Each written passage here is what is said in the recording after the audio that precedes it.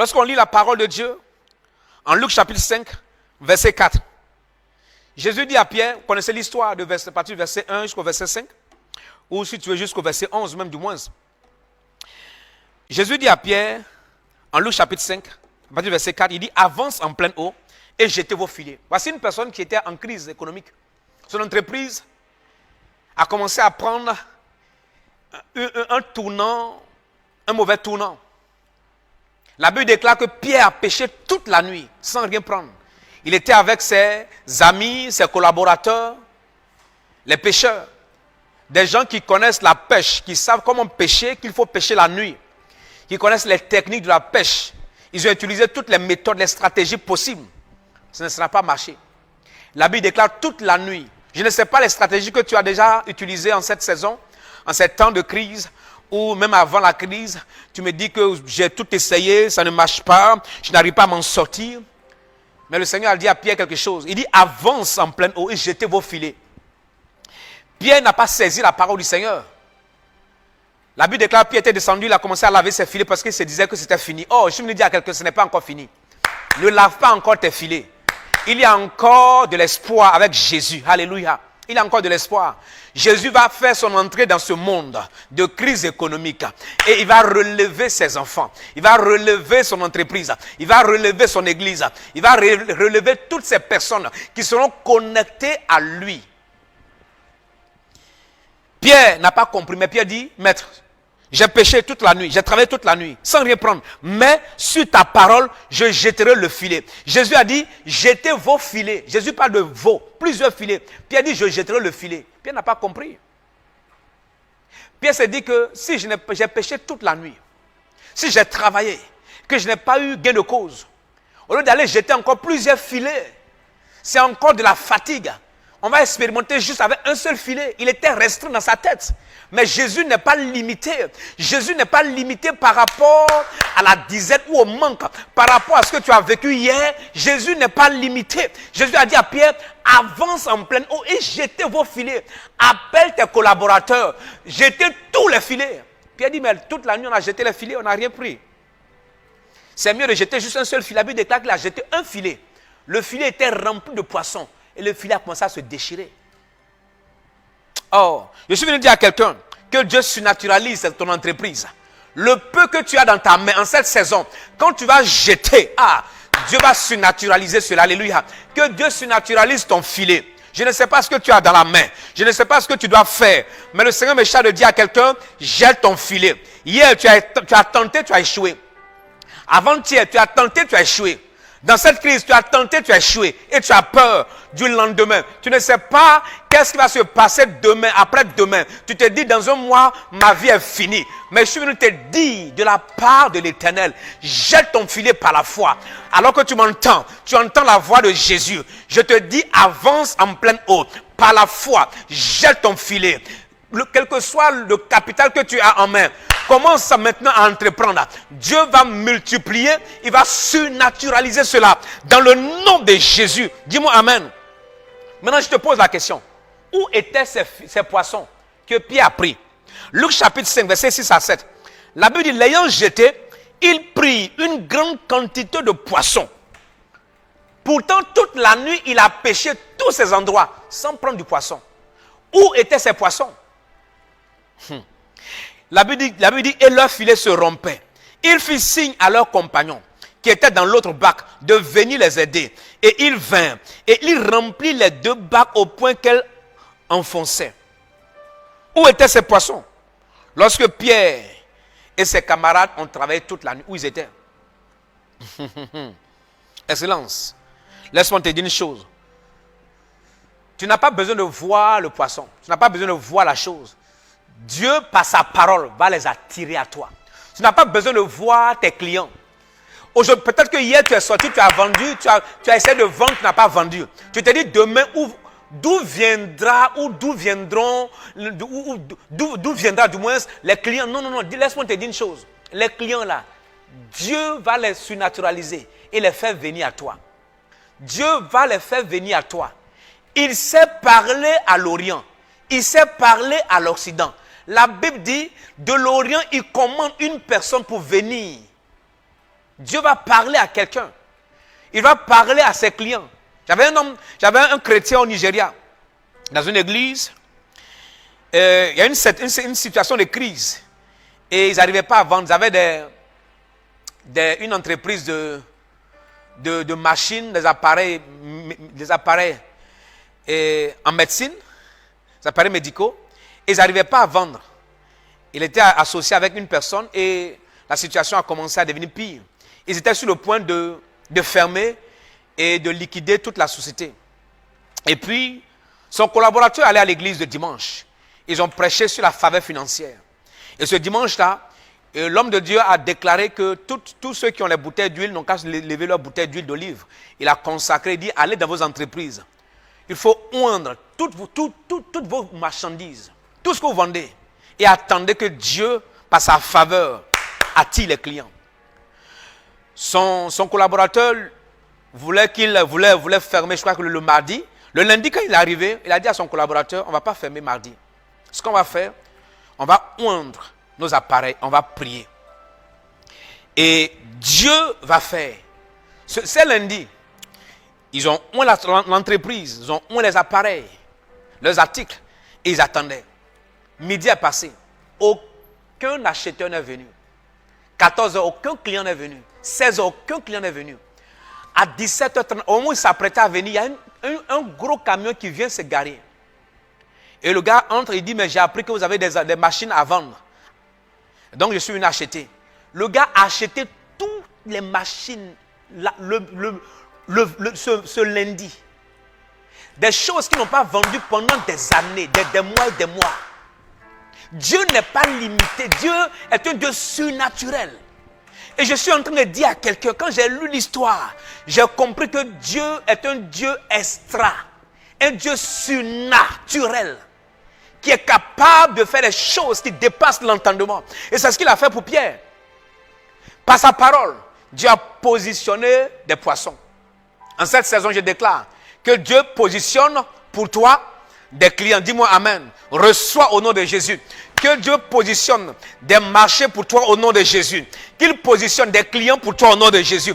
Qu'il positionne des hommes, des femmes d'affaires qui seront tes associés. Dis, je reçois au nom de Jésus. En cette saison, je déclare que Dieu surnaturalise ta semence. Alléluia. Qu'il surnaturalise ton capital. Qu'il surnaturalise tes efforts dans le nom de Jésus. En ce jour 3, je vais partir. Ça, c'était le message d'hier qui n'a pas été donné. Aujourd'hui, c'est l'huile de la veuve. Dis simplement l'huile de la veuve. L'huile de la veuve. L'huile surnaturelle de la veuve. Nous sommes en train de parler de faveur financière. Vous savez, les gens paniquent par rapport à la crise. Je suis en train de te dire, en pleine crise, à Guérar, Dieu a béni Isaac. Et Dieu a donné à Isaac Guérar.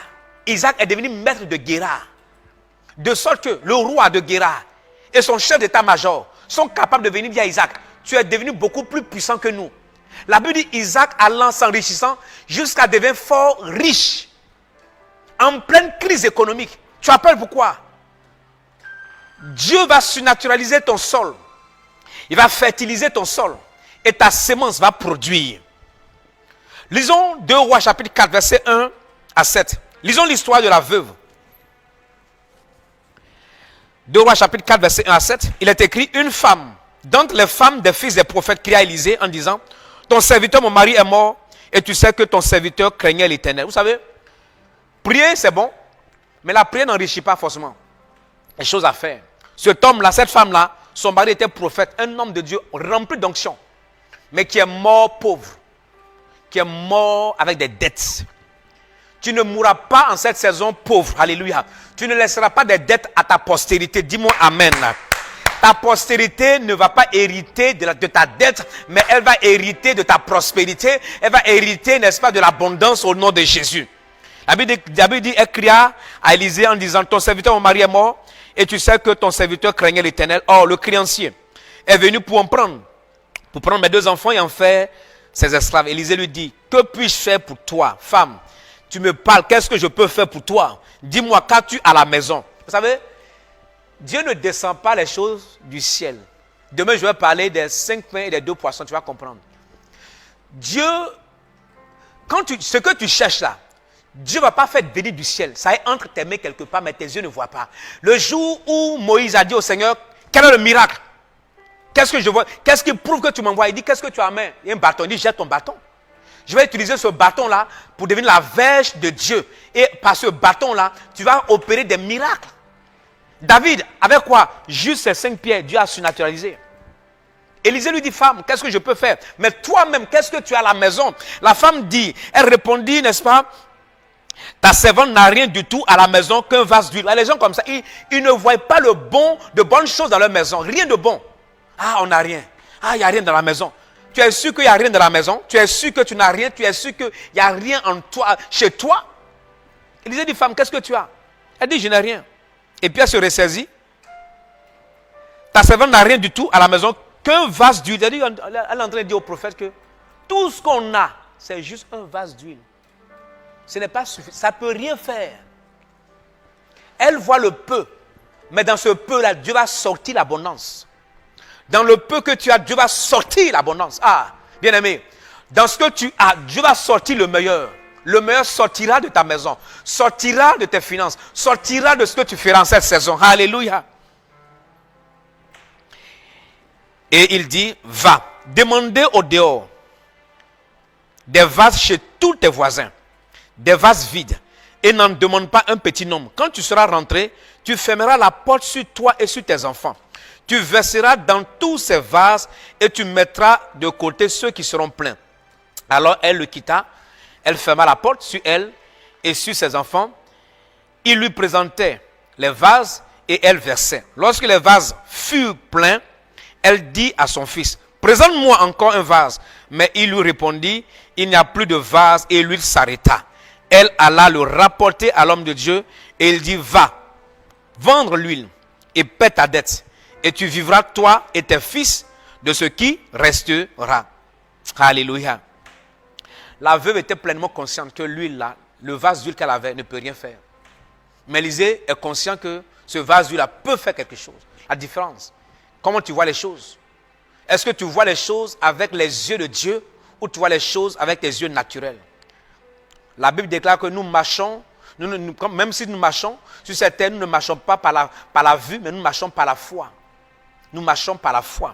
Nous regardons par la foi. Nous devons parler par la foi. Tu dois parler par la foi. Tu dois opérer dans la foi. Tu dois agir par la foi. Tu dois voir les choses par la foi, au-delà de ce que tu vois. Amen. Cette femme-là, vous savez, un flacon d'huile, un petit flacon d'huile, dans les vases, remplis de vases, ce n'est pas possible. Mais Dieu va surnaturaliser. Le rôle de la femme, c'est de verser. Le rôle de Dieu, c'est de surnaturaliser. Dieu a connecté, n'est-ce pas, ce vase-là, cette bouteille d'huile-là, au ciel. Dieu est capable de tout, frère. La femme devait faire sa part, Dieu devait faire sa part. Je suis venu te dire, ne limite pas Dieu. La petite chose que tu as, Dieu est capable d'utiliser. L'homme de Dieu lui dit, ferme la porte sur toi. Vous savez, souvent si tu veux aller loin avec Dieu Seigneur, il y a des personnes avec qui tu ne peux pas cheminer. Il faut te dissocier de certaines personnes. Il faut t'écarter de certaines personnes. Si tu veux aller loin dans la vie, tu veux monter dans la vie, il y a des gens qui aiment ramener les gens bas. Il y a des gens qui aiment, n'est-ce pas, dire, leur langage, c'est le langage d'impossibilité. On ne peut pas. C'est du je ne peux pas. Des défaitistes. On ne peut pas. Ce n'est pas possible. Débarrasse-toi de ces personnes. C'est pourquoi le prophète dit à cette dame-là, rentre dans ta chambre, ferme la porte sur toi. Parce que si les voisins voient, ils vont te décourager. Ils vont dire, maman, tu es sûr que tu as déjà vu quelqu'un qui prend une petite bouteille d'huile et ramasse les vases dans tout le village et puis verse dedans. Maman, tu es sûr que tout va bien? Elle à un moment donné, elle a commencé à dire, ça c'est vrai. Le prophète là, il n'a pas envie de m'aider. Au lieu de me dire qu'il n'a pas envie de m'aider, il est en train de me créer un problème. C'est comme si je suis folle. Les gens vont me regarder comme une folle. Le prophète dit, ferme la porte. Il y a des gens qui aiment bavarder. Ils sont là pour, leurs yeux là sont partout en train de regarder pour te décourager. Tu as un projet, mon cher, ça là, ça va pas réussir à Lomé. Hein. Tu as un projet, ça là, ça va pas réussir ici à Lomé. Hein. Les gens les ont fait, ils ont échoué. Personne n'a réussi tel projet. Personne n'a pu faire. Tu n'as pas de moyens. Écoute, Dieu a les moyens à nous donner. Dieu n'est pas limité. Plus ta vision est grande, plus Dieu donne la provision. Dieu n'est pas limité. La provision de Dieu est fonction de ta vision. Libère ta vision. Élargis l'espace de ta tente. Dieu dit, ouvre grandement ta bouche et je la remplirai. La Bible dit, ouvre grandement ta bouche et je la remplirai. Donc si ta bouche est petite comme ça aussi, on te donne en fonction de ta bouche. Aïe, aïe, aïe. C'est pourquoi ceux qui ont grosse bouche, ils aiment manger beaucoup. Ça, c'est normal aussi. On fait comment? Alléluia. La Bible dit, ouvre grandement ta bouche et je la remplirai. En fonction de l'ouverture de ta vision, Dieu t'accorde la provision. Cette saison, va entreprendre. Fonce. Fais quelque chose. Ce que tu as entre tes mains, ne conserve pas. La femme là avait l'huile entre ses mains. Elle a conservé dans la maison. Le prophète dit l'huile là. Ça peut te rendre riche, maman. Par la foi. Si tu oses. La femme s'est levée. Elle a pris ses enfants. Elle a osé. Elle a fermé la porte. Elle a dit à ses enfants, faites venir les vases. Elle a pris une bouteille d'huile, un flacon d'huile. Elle verse dans un vase. Le vase est plein. Allez, elle continue. Le vase est plein. Elle continue. Le vase est plein. Elle continue. Le vase est plein. Et elle-même, elle s'étonne. Elle dit, on ne va pas s'arrêter. Continuons. Jusqu'au dernier vase. Quand le vase est plein, elle dit, donnez-moi encore. Elle dit, c'est fini. La Bible dit, l'huile s'est arrêtée. Comment? Pourquoi depuis là, l'huile ne s'arrêtait pas? Et dès que tous les vases étaient pleins, ça veut dire que si elle avait encore des vases, l'huile allait couler. L'huile coule si tu donnes la possibilité à Dieu de faire couler. Plus ton récipient est grand, plus Dieu te donne. Plus ton récipient est petit, Dieu limite. Ne limite pas Dieu et ne te limite pas. Tu as, mon salaire c'est 100 000. Tu penses que Dieu est limité à 100 000? Tu penses que Dieu est limité à 500 000? Il est limité à 1 million? Non. Ce que tu dois faire, lève-toi. Ne limite pas Dieu. Dieu au-delà. Il va surnaturaliser ce que tu es en train de faire. Cette saison, je déclare que Dieu surnaturalise ton capital et t'accorde un miracle financier inhabituel. Je prophétise un miracle financier inhabituel. Je prophétise un miracle financier inhabituel. Dis-moi, je reçois. Je prophétise des connexions financières inhabituelles. Dis-moi, je reçois. Je prophétise des ouvertures des portes financières inhabituelles. Dis, je reçois. Je prophétise que ton huile coule. Que ton huile coule. Je prophétise que cela soit au nom de Jésus. Dis-moi, je reçois. Alléluia. Dis-moi, je reçois. Il faut oser. Cette femme-là a osé. Par la foi. Elle est partie par la foi. Elle n'a jamais fait, mais elle est partie par la foi. En cette crise-là, vous savez, c'est pendant la crise que Dieu a béni Joseph en Égypte. Dieu a créé la crise, spécialement pour Joseph. Cette crise-là, c'est spécialement pour l'église. Dis-moi, dis, je reçois. Dis, Seigneur, merci pour cette crise. Parce que financièrement, là, tu as pu me positionner. C'est à cause de toi que Dieu a créé les situations comme ça. Les entreprises sont en train de fermer à cause de toi. Toi aussi, tu as peur. Oh, chrétien, tu ne vois pas clair? Dis, Seigneur, ouvre mes yeux. C'est à cause de toi que la crise économique commence au Togo. Parce que tu es au Togo. Dans ce monde, à cause de toi, la crise économique commence. Pourquoi? Parce que Dieu veut te positionner de façon surnaturelle. Dieu a créé la crise à Guérard. Et Isaac aussi voulait fuir. Dieu dit, non, non, petit, c'est à cause de toi que j'ai fait ça. Je vais te donner tous les marchés de Guérard. Les entreprises vont fermer, mais toi, tu vas recruter, tu vas embaucher. Alors que les gens licenciés, Isaac embauchait. Alléluia. Isaac vendait. Les gens partaient en Égypte, Isaac continuait de vendre. La Bible déclare, il s'aimait, il récoltait au centuple. Tout le monde était parti en Égypte. Au moment où les gens revenaient là, Isaac avait la domination. Le monopole de Guérard. L'entreprise, la plus grande entreprise de Guérard appartenait à Isaac. Le monopole, il vendait, il recrutait. Lorsque les indices étaient au rouge, les gens ont refusé d'investir. Mais lui, Dieu dit investis. Les indices sont au rouge, selon les experts économiques dans les nations. Les gens disent, soyez prudents, soyez prudents, soyez prudents, soyez prudents, mon frère. C'est là qu'il faut oser. Dieu a créé la crise de 7 ans. En donnant le rêve à Pharaon. 7 années d'abondance, 7 années de famine. En donnant le rêve à Pharaon. Pour qui? Pour Joseph. Pour le positionner.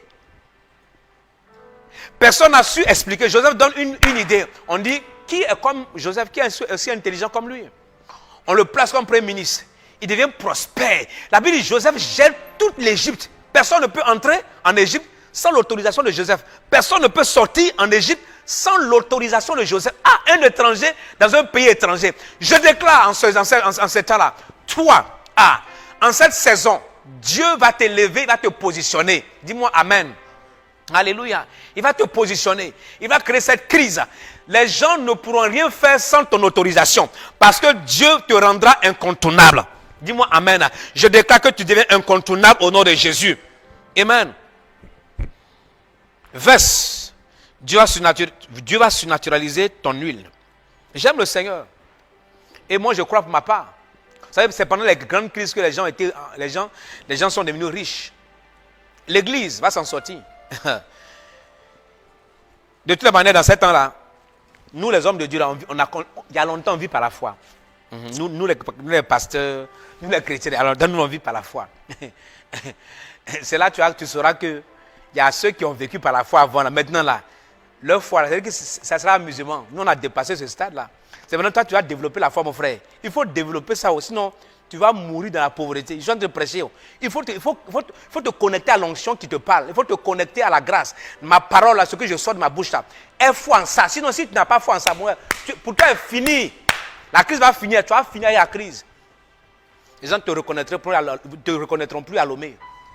Ils vont te regarder et dire non, ils se ressemblent. Tu seras l'homme de toi-même. Quand tu es en train de passer, tu seras un squelette vivant sur la terre. Si tu n'as pas la foi. Nous, là, depuis là, on vit par la foi. Depuis que je suis passé, je vis par la foi. Donc, en 7 ans d'esprit, je vais vivre par la foi. Moi, pour moi, il n'y a pas de problème. Mais toi, c'est pourquoi je te communique la foi. Moi, là, je suis habitué. En temps de crise, d'abondance. Donc, moi-même, là, à présent, je ne sais même pas s'il y a crise économique. Je ne sais même pas même.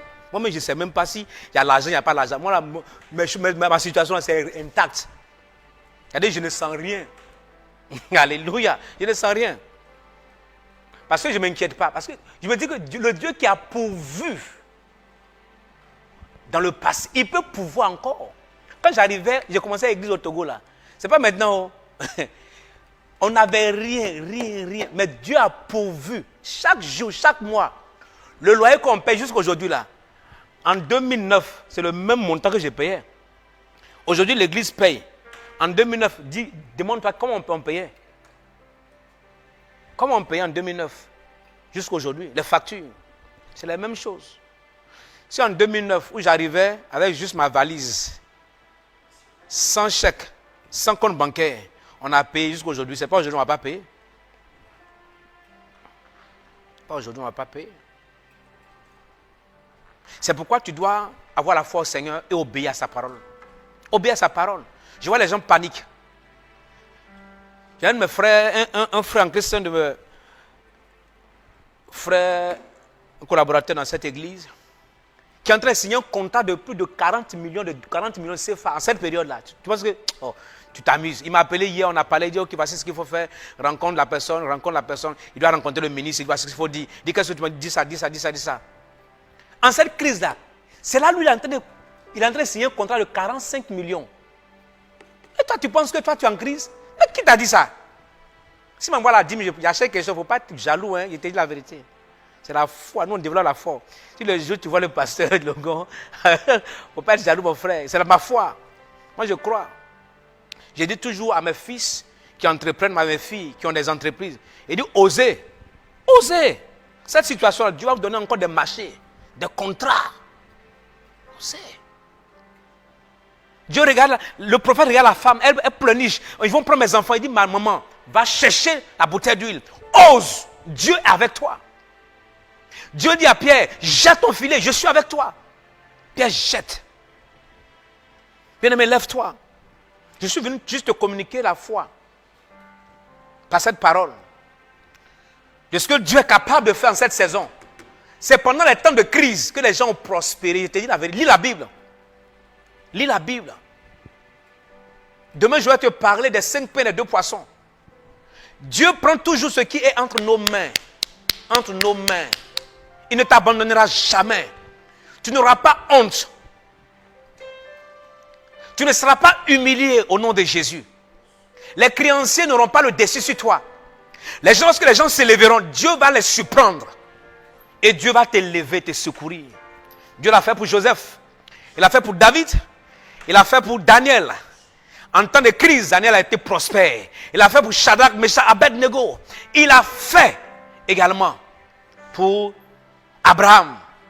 Il a fait pour Isaac. Il a fait pour Jacob. Il le fera pour toi. Il le fera pour toi. En temps de crise, Élie était abandonné. Dieu a dit à Élie, va au torrent. J'enverrai les corbeaux. Il dit, j'ai ordonné à des corbeaux de te nourrir. Ils vont te nourrir avec du pain et de la viande. Des corbeaux. Tu as déjà vu des corbeaux boulangers ou des bouchers? Les corbeaux eux-mêmes là, ils mangent la viande. Et puis on leur dit, prenez la viande, allez donner ça à quelqu'un. Et ils n'arrivent pas à manger. Elle dit, Dieu a coupé l'appétit des corbeaux. Leur besoin, Dieu a suspendu ça pour le besoin de Élie. Dieu va suspendre le besoin de tes ennemis pour toi. Et ils vont venir livrer ça entre tes mains. Matin et soir, Élie mangeait peinard. Il buvait l'eau du torrent. En pleine crise, pendant 3 ans et demi, la famine, les gens mouraient. Élie était peinard, il grossissait. Il mange matin, le soir. Il dort au bord du torrent, il boit l'eau, il se lave, il est tranquille. Quand l'eau a tari, Dieu a dit, va dans la ville à Sarepta. Il dit, j'ai ordonné à une femme veuve. J'y ai ordonné. Il dit, j'ai ordonné à une veuve de te nourrir. Comment? C'est un ordre. Quand Dieu donne des ordres, tu prospères à tous égards. La Bible dit, cette femme-là, quand Élie a rencontré la femme, Élie dit, femme, donne-moi à boire.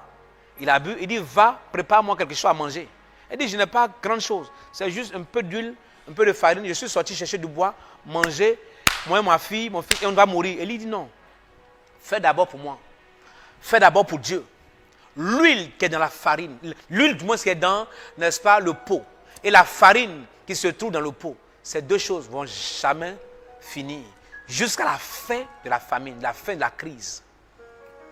Quand la femme là a donné à Élie, la Bible dit pendant 3 ans, elle et toute sa famille, ils avaient toujours de quoi se nourrir. Par la foi. Par la foi.